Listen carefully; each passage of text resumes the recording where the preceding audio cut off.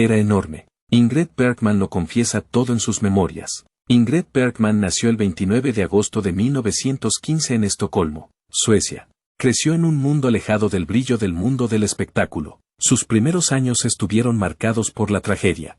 Perdió a su madre a los 3 años y su amado padre, un fotógrafo que le había inculcado un temprano amor por las imágenes y la interpretación. Murió cuando ella solo tenía 12. Huérfana y tímida, fue criada por familiares, pero encontró su vía de escape y su vocación en el escenario.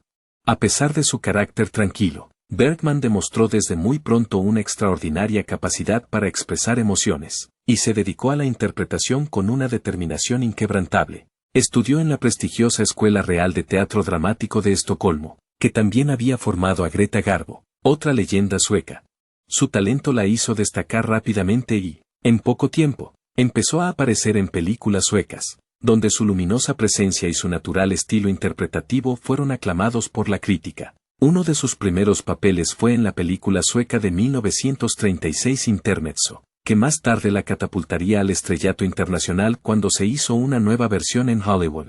En 1939, invitada por el productor David Ausneck, Bergman llegó a Hollywood para protagonizar la versión estadounidense de Intermezzo, una historia de amor junto a Leslie Howard, con su belleza suave y natural. Su acento suave y sus interpretaciones sinceras, contrastaba con las estrellas más estilizadas de la época.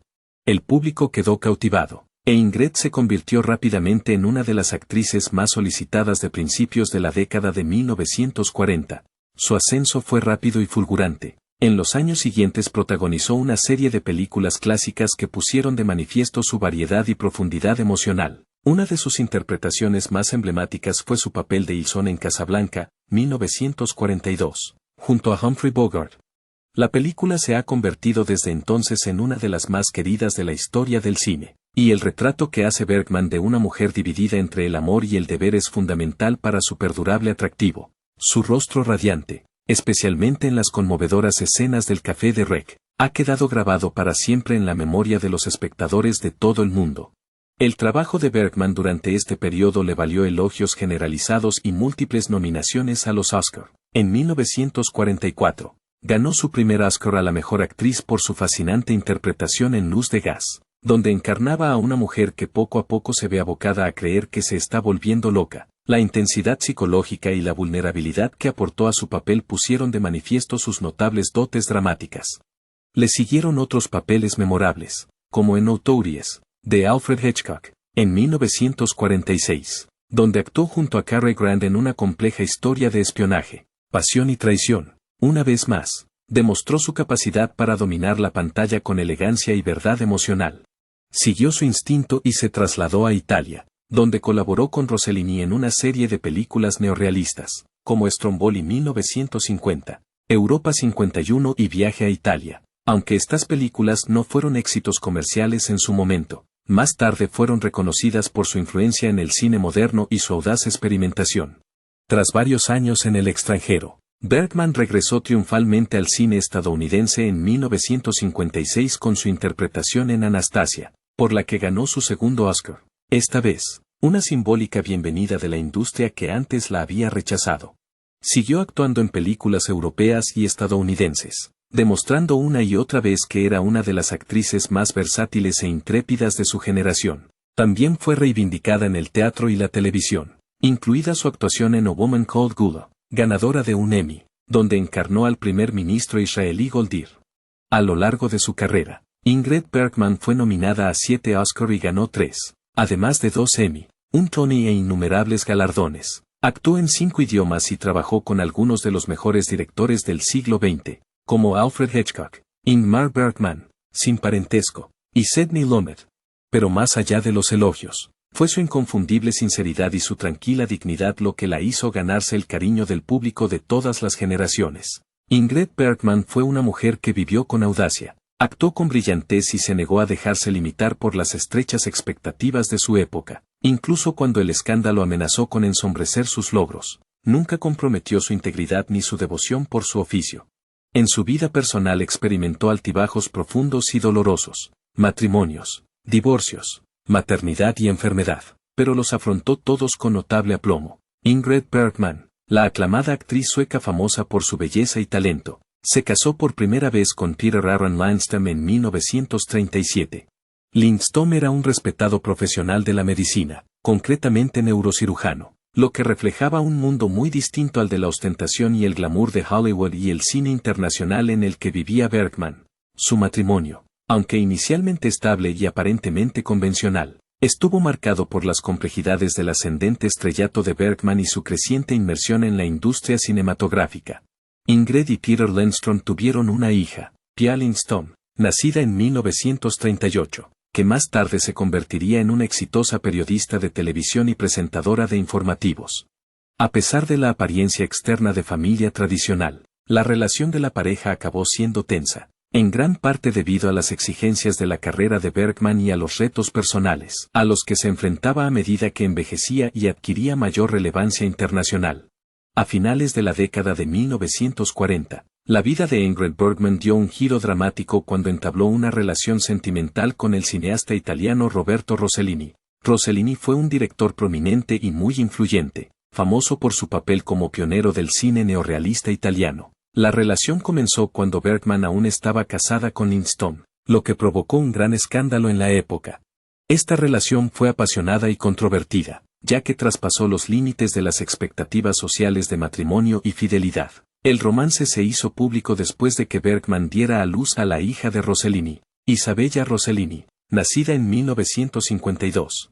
El nacimiento de esta niña simbolizó una importante ruptura en la vida personal de Bergman y suscitó un intenso escrutinio mediático y debate público. Tras el nacimiento de Isabella, Ingrid Bergman se divorció de Peter Lindström en 1950, poniendo fin a 13 años de matrimonio. Poco después, Bergman y Rossellini formalizaron su unión casándose en México. Su matrimonio marcó un nuevo capítulo en la vida de Bergman, profundamente entrelazado con la visión cinematográfica de Rossellini y la cultura italiana. La pareja tuvo dos hijos más, Roberto Ingmar Rossellini, nacido en 1954, e Isa Ingrid Rossellini, nacida en 1956. A pesar de su colaboración creativa y del crecimiento de su familia, el matrimonio se enfrentó a numerosos retos, como las presiones profesionales, las diferencias culturales y el intenso escrutinio público tras su anterior escándalo. Finalmente, Bergman y Rossellini se divorciaron en 1957, poniendo fin a una compleja e influyente relación que había dejado una huella indeleble tanto en sus vidas personales como en sus historias cinematográficas. En 1958, solo un año después de divorciarse de Rossellini, Ingrid Bergman se casó con Lars Schmidt, un empresario teatral e empresario sueco. Schmidt desempeñó un papel decisivo en la promoción del trabajo teatral de Bergman en Europa, y su relación proporcionó a la actriz un entorno personal más estable y privado tras años de controversia pública. Su matrimonio duró casi 2 décadas, desde 1958 hasta 1975. Durante este tiempo, Bergman compaginó su carrera con su vida personal y encontró apoyo en la dedicación de Schmidt a las artes y su dirección de producciones teatrales. Sin embargo, como ocurre con muchos matrimonios largos, su relación acabó en divorcio, cerrando otro capítulo de la complicada y polifacética vida personal de Bergman. Cuando Ingrid Bergman hablaba de Gregory Peck en sus memorias, no se refería solo a su estatura física, aunque ésta fuera inolvidable, era enorme, escribió. Y la palabra resonó con mucho más que un simple comentario sobre su altura o su complexión de hombros anchos. Era una declaración cargada de asombro, admiración y algo casi confesional, como si recordara una presencia que una vez la había abrumado. Físicamente, Gregory Peck era la encarnación de la masculinidad clásica de Hollywood. Su imponente estatura, superior a la de la mayoría de sus contemporáneos, dejaba una impresión duradera tanto en el público como en sus compañeros de reparto. Bergman, una mujer que había trabajado con leyendas de todos los continentes, desde Humphrey Bogart hasta Cary Grant, seguía impresionada por la presencia que Peck desprendía en cuanto entraba en el plató. No entraba en una habitación, la llenaba. Su físico era escultural, casi romano en su nobleza, pero nunca intimidante. Había una suavidad en su postura, una elegancia en sus movimientos que suavizaban la fuerza bruta que proyectaba su cuerpo, pero cuando Bergman decía macizo, también se refería a su alma, la brújula moral de Peck, su serena intensidad y la profunda integridad con la que se comportaba. Todo ello se sumaba a algo enorme. Recordaba su gravedad, como si el aire mismo escuchara cuando hablaba. Describió cómo, Incluso en las conversaciones más mundanas, tenía la capacidad de hacerte sentir como si tus palabras importaran profundamente. No se le podía mentir, confesó. Tenía unos ojos que veían a través de ti, y no de una forma que te hiciera sentir expuesto, sino de una forma que te hacía querer ser honesto. El tiempo que trabajaron juntos, en la pantalla y fuera de ella, estuvo lleno de una tensión que oscilaba entre la admiración profesional y una poderosa química tácita.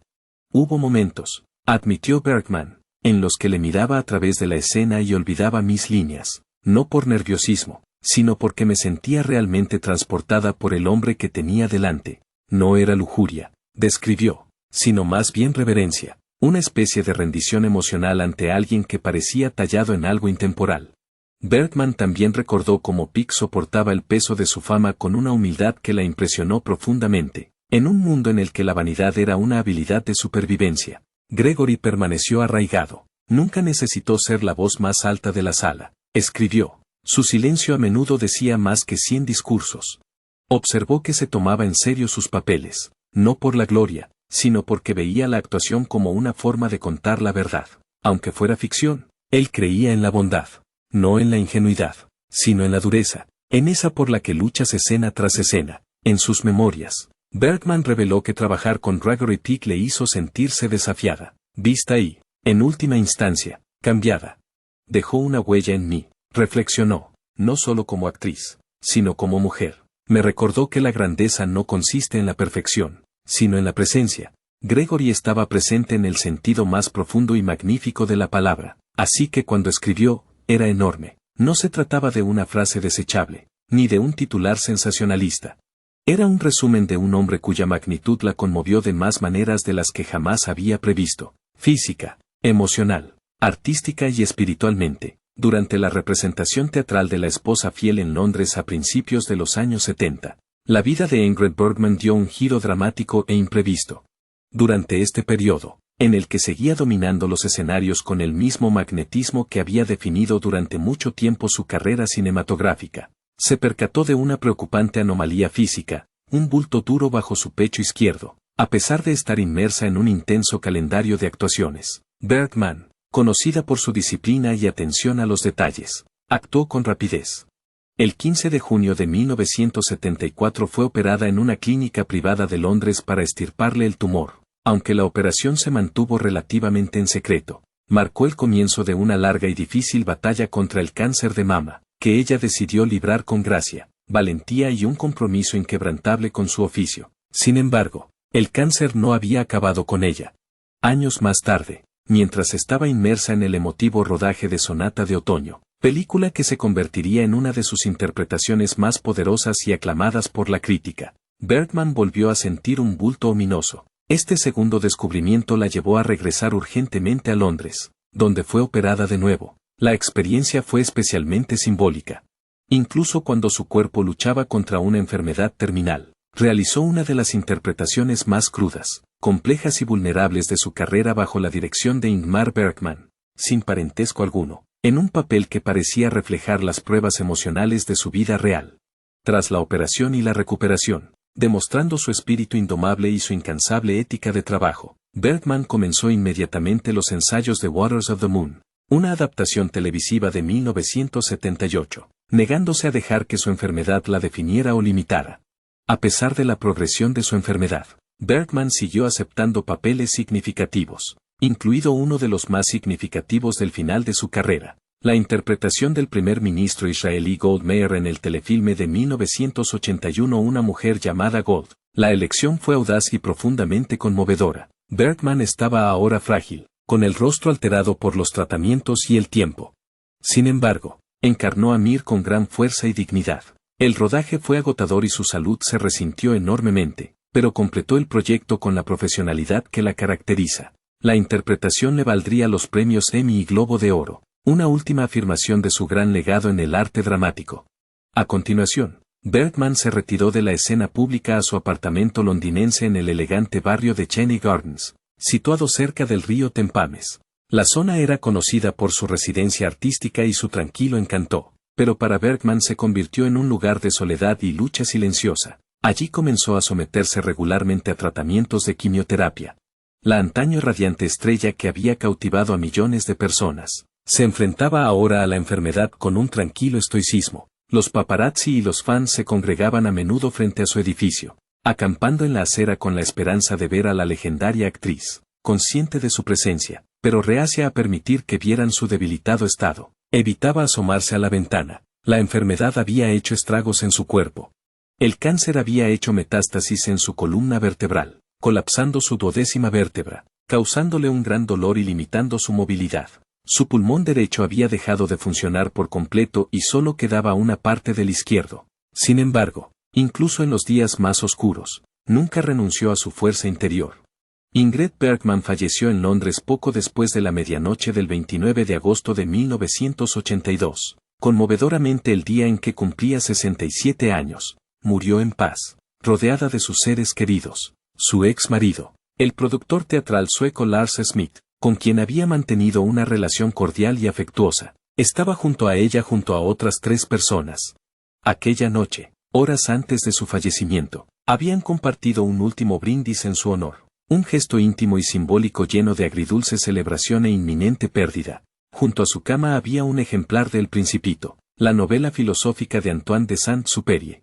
El libro, apreciado por Bergman por sus temas sobre la inocencia, la pérdida y la esencia invisible de las cosas, estaba abierto en una página cercana al final. Quizá una última reflexión tranquila sobre el viaje de su alma. Su funeral tuvo lugar en octubre en la histórica iglesia de St. Martin in the Fields de Londres. Fue un acto solemne y elegante al que asistieron 1.200 dolientes de todos los rincones del mundo. Entre ellos se encontraban sus 3 hijos, incluida Isabella Rossellini, que ya había empezado a dejar su propia huella en el cine, la extensa familia Rossellini y parientes que habían volado desde Suecia para despedirse de una de sus estrellas más brillantes. El servicio religioso también atrajo a una extraordinaria asamblea de luminarias de las artes escénicas. Distinguidos actores y colegas de toda la vida como Liv Ullmann, Sir John Gielgud, Dame Wendy Heller, Birgit Nilsson y Jas Ackland estuvieron presentes, cada uno rindiendo homenaje a su manera silenciosa. Durante el servicio se leyeron en voz alta pasajes de Shakespeare, que reflejaban las profundas raíces de Bergman en el teatro clásico. Las selecciones musicales incluyeron la juguetona melodía de Old Man, famosa en la posada de la Sexta Felicidad, y la inquietante y nostálgica As Time Goes By, inmortalizada por la propia voz de Bergman en Casablanca, una canción que parecía encapsular el arco de su vida y su carrera. Su nieto, Justin Daly, recordó más tarde el caos y la emoción abrumadores de aquel día. Cientos de fotógrafos se agolpaban en el lugar, luchando por posicionarse, haciendo parpadear las cámaras mientras los dolientes trataban de llorar. Daly recuerda haber sido golpeado en la cabeza por una cámara durante el frenesí, pero en medio del dolor y la confusión, de repente se dio cuenta de que Ingrid Bergman ya no era solo su abuela.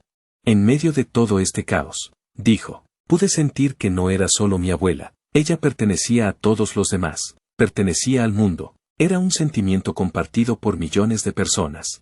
Ingrid Bergman no era solo una